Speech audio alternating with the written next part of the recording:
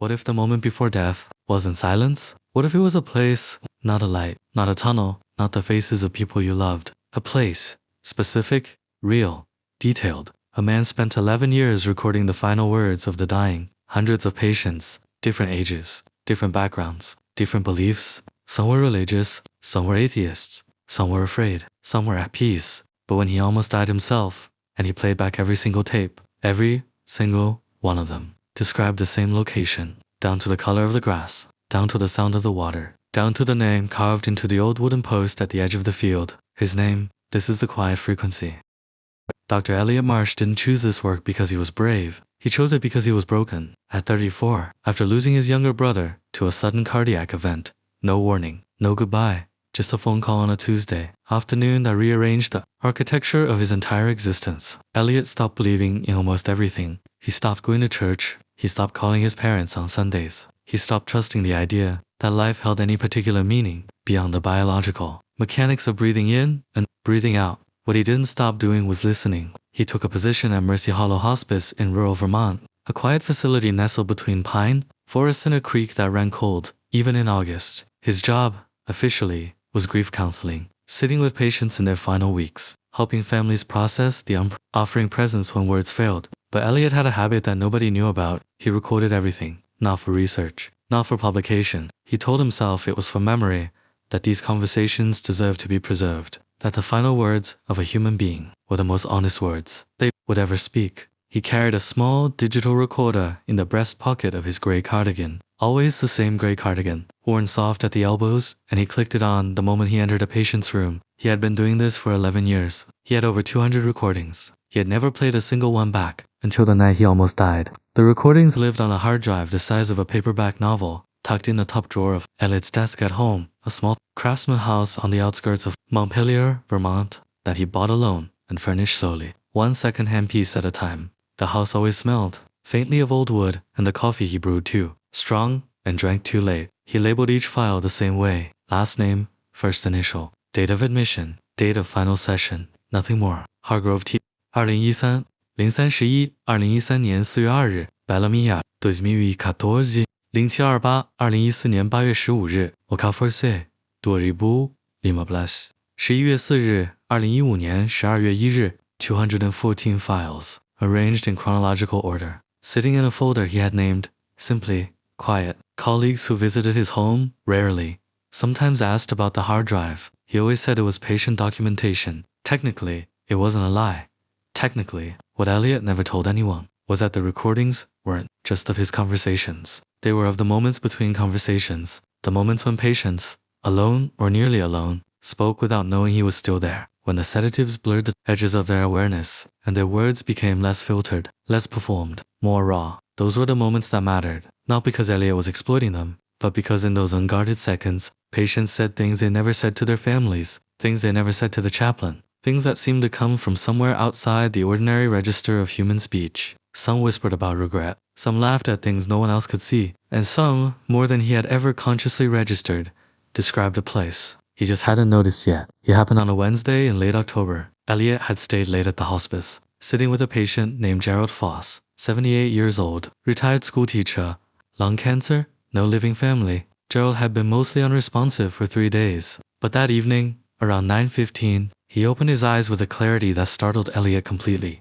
Gerald looked directly at him, not through him, at him, with full, focused recognition, and Gerald said, very quietly, "You'll understand when you get to the field. Don't be afraid of the post." Then he closed his eyes. His breathing steadied. He was gone by midnight. Elliot drove home in the rain, hands tight on the wheel, Gerald's words looping in his mind. He didn't know what a field had to do with anything. He didn't know what post-Gerald meant. He filed it somewhere in the back of his thoughts and told himself it was the morphine. He never made it inside his house, on the gravel driveway, stepping out of his car. He felt it, a pressure behind his sternum, sudden and absolute, like a fist closing around his heart from the inside. His left arm went cold. His vision narrowed to a gray tunnel. He was aware of his knees hitting the gravel. He was aware of the sound of the creek behind the house, running loud with October rain. Then he was aware of nothing at all. His neighbor, Mrs. Calloway, found him 17 minutes later when she came to return a borrowed rake. The paramedics said he was clinically dead for 4 minutes and 11 seconds. Nobody talks about the texture of clinical death. Not really.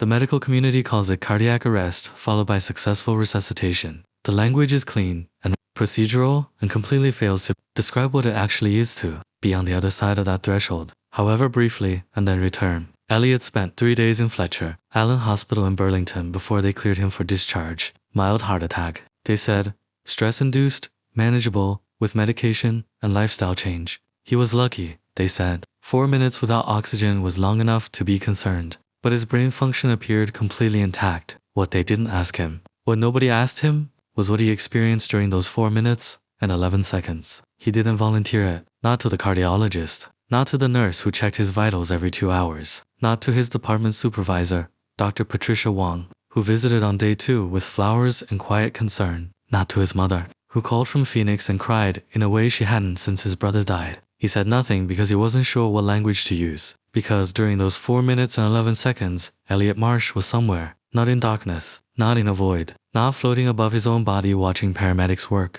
the way people on television always described it. He was standing in a field, vast and flat and impossibly green. Even in the cool gray light of what seemed like early morning, a wide sky overhead, the kind of silence that wasn't empty, but full of something. Just below the frequency of sound, and at the far edge of the field, a single weathered wooden post rising from the earth. He walked toward it, though he didn't feel his legs moving. He stopped 3 feet away and read the name, carved deep into the old gray wood. His own name, Elliot. Then Mrs. Calloway's voice cut through everything, and he woke up on the gravel. He came home to the Craftsman house on a Thursday afternoon in early November. The hard drive was exactly where he'd left it, top drawer, right side, beneath a folded road map of Vermont he'd never used. He sat at his desk for a long time before he opened the drawer. The house was quiet. The creek behind the property had slowed since the October rains, running low and clear now, barely audible through the kitchen window. Elliot had made a decision in the hospital. Lying awake at 2 in the morning, listening to the cardiac monitor keep it steady, reassuring count. He was going to listen to the tapes. All of them. He didn't know what he expected to find. Maybe nothing. Maybe confirmation that he had simply experienced a common neurological phenomenon, a stress-induced hallucination, generated by an oxygen-deprived brain firing its last signals in a burst of disordered imagery. That was the rational explanation. That was the explanation he would have given any of his patients 2 months ago. But Gerald Foss had said, don't be afraid of the post. And Elliot had seen a post. He plugged in the hard drive. He opened the folder labeled, Quiet. He poured himself a glass of water he didn't drink. And then, for the first time in 11 years of collecting them, he pressed play on the very first file. Hargrove T. 2013. March. The voice that came through his laptop speakers was thin and papery, a woman in her late 70s, drifting in and out of awareness. He heard his own voice, younger sounding, asking her how she felt. She didn't answer the question. Instead, after a long pause, she said something barely above a breath. The field is so green. I didn't expect it to be so green. Elliot stopped the tape. He sat very still for 63 seconds. He counted them. Then he pressed play on the next file. He listened for 19 hours straight. He didn't sleep. He didn't eat. He refilled his water glass twice and forgot to drink from it both times. Outside, Vermont slid from afternoon into evening, into deep night, into the pale gray of early morning. And Elliot Marsh sat at his desk and listened to 214 recordings of dying people, and he kept a legal pad beside his laptop and he made mocks. A check mark every time a patient mentioned a field, a circle every time they mentioned green, a triangle every time they mentioned silence, not absence of sound, but a specific quality of silence, a fullness, a star every time they mentioned a post, a marker, a wooden structure at the edge of something vast. By 3 in the morning, he had to switch to a second legal pad. By 5 in the morning, when the first thin light began to gray, the kitchen window and the creek outside made its small cold sound. He set down his pen and looked at what he had. Of 214 recordings, 172 mentioned the field, 168 mentioned the color green, specifically, unexpectedly green. 141 mentioned the quality of the silence. 89 mentioned something at the edge, a post, a marker, a wooden structure, something standing alone at the far end of the open space. And 1111 recordings, spread across 11 years, from patients of every age, every background, every belief system. 11 recordings in which a patient, in their final unguarded moments, mentioned a name carved into the wood. Not his name, not every time. Different names, always different. Always the name of the person still in the room with them. He cross-referenced every one of the 11 recordings against his patient intake files. It took him 2 more days. He barely slept. He ate crackers and peanut butter standing over his kitchen sink, because sitting down at a table felt like a luxury he hadn't earned yet, not while the numbers were still aligning themselves into something he couldn't look away from. The first name mentioned was from 2013. Patient named Thomas Hargrove, not the woman from the very first tape, but the second file. Thomas had been a retired civil engineer from Burlington, 71 years old, prostate cancer, 2 adult children who visited every weekend. In his final recorded session, drifting deep under sedation, Thomas had said, "There's a name on the post. It says, Patricia? Funny. Didn't expect to see Patricia's name there." The staff member present in the room that day, Elliot checked the intake log, was a nurse named Patricia Osei. The second name was from 2014, Raymond. The hospice chaplain on duty that night was Father Raymond Gill. Third, 2015, Carol. Night shift, Supervisor Carol Mendenhall.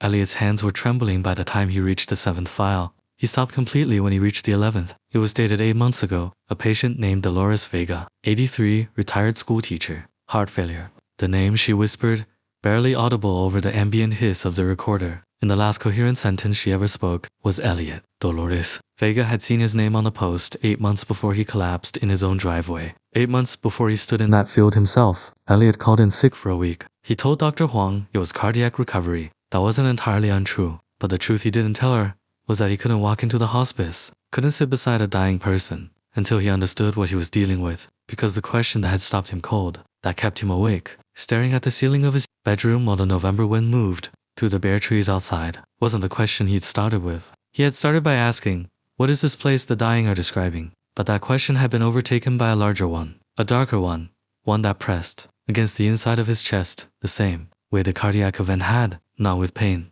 but with an absolute, undeniable weight. If the post in that field shows the name of the person still living, still present, does that mean the post is a marker for the next to go? He needed to know about Patricia Osei, about Father Raymond Gill, about Carol Mendenhall, about every person whose name had appeared in those 11 recordings. He spent 3 days making careful, casual inquiries, old colleagues, public records, LinkedIn searches that felt grotesque, given what he was looking for. Patricia Osei had died of a stroke 14 months after Thomas Hargrove's recording. She was 51. Father Raymond Gill had died in a car accident 9 months after the Bellamy recording. He was 63. Carol Mendenhall had died of an undiagnosed aneurysm 7 months after the Oak recording. She was 47. He checked all 11 names. All 11 were dead. Every single person whose name had appeared on that post had died within an average of 11 months of the recording. Elliot had been named 8 months ago. He had 3 months left. Maybe. On a Monday morning in late November, Elliot returned to Mercy Hollow Hospice. He told himself it was because isolation was making him irrational. He told himself that a man who spent 11 years listening to the dying should not be afraid of death, least of all his own, and least of all based on whispered words from sedated patients that could be explained by any number of neurological and psychological frameworks. He almost believed himself. His first patient back was a man named Arthur Speck, 81, retired Navy veteran, pancreatic cancer, sharp mind, dry humor, utterly unafraid in a way that Elliot found both admirable and slightly unnerving. Arthur had asked to have no chaplain visits, no family in the room in his final days. His choice, his right, his peace, just Elliot. They talked for an hour that first session. Arthur told stories about the Pacific, about a girl he'd loved in Honolulu in 1967, about the specific quality of light on the water at dawn in a place he couldn't name but would never forget. Elliot listened the way he always listened, fully, quietly, with the recorder running in his breast pocket. When the session ended and Elliot stood to leave, Arthur reached out and caught his wrist. His grip was surprisingly firm for a man this close to the end. Arthur looked at him with clear, steady eyes and said, "I've been to the field already, you know. Last week, during surgery, saw the post." Elliot's blood went cold. "Did you?" Elliot couldn't finish the sentence. Arthur nodded slowly, as if the question were unnecessary. "3 names this time," Arthur said. "Yours was one of them. But Elliot, there were 2 others. Didn't recognize them." "Thought you ought to know." Elliot sat back down. He didn't remember deciding to. His legs simply stopped holding him up in the way legs sometimes do when the mind receives information. The body hasn't finished processing yet. Arthur watched him with those clear, unhurried eyes, the eyes of a man who had already made his peace with whatever came next and was mildly curious about whether Elliot would make his. "Tell me the other 2 names," Elliot said. His voice was steadier than he had any right to expect. Arthur told him. The first name Elliot didn't recognize at all. He wrote it down in the small notebook he'd started carrying since his hospital stay. A name that meant nothing to him yet.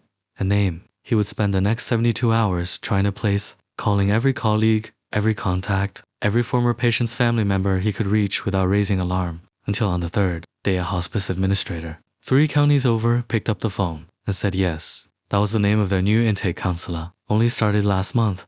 Why did he ask? The second name he recognized immediately. It was the name of his own daughter, Maya, 26 years old, living in Portland, Oregon, who he hadn't spoken to in 8 months because of a silence between them that had started as an argument and calcified into distance the way silences do between fathers and daughters who are too similar to admit it. He called her that night. She picked up on the second ring. She said Dad in a voice that told him she'd been waiting for this call since before either of them could name the waiting. They talked for 3 hours about his brother, about her childhood, about the 11 years he had spent sitting with strangers at the end of their lives because he hadn't known how to sit with the people still in the middle of his. He told her about the field. He told her about the recordings. He told her everything. And then because Elliot Marsh had spent 11 years learning that the only honest moments were the unguarded ones, he said, I don't know what that field is. I don't know if it's a warning or a passage or something neither of us has a word for yet, but I know your name is on that post, Maya, and I know I'm not going to waste whatever time I have left making sure you know that I love you. She was quiet for a long time. Then she said, I'll be there Friday, Dad. The mystery of the quiet frequency of what waits at the edge of the vast green field, of what the post truly means, of whether the names it carries are a sentence or simply a reminder. That mystery, Elliot understood now, was never going to resolve itself into a clean answer. Some frequencies exist below the range of explanation. Some things are only heard when everything else goes silent. And sometimes, in the final breath of a Tuesday afternoon, or the 4 minutes when a heart forgets its rhythm, or the moment a father finally picks up the phone, the quiet between two people carries more meaning than anything that has ever been spoken aloud. This has been the quiet frequency. Listen carefully. There's always something just below the sound.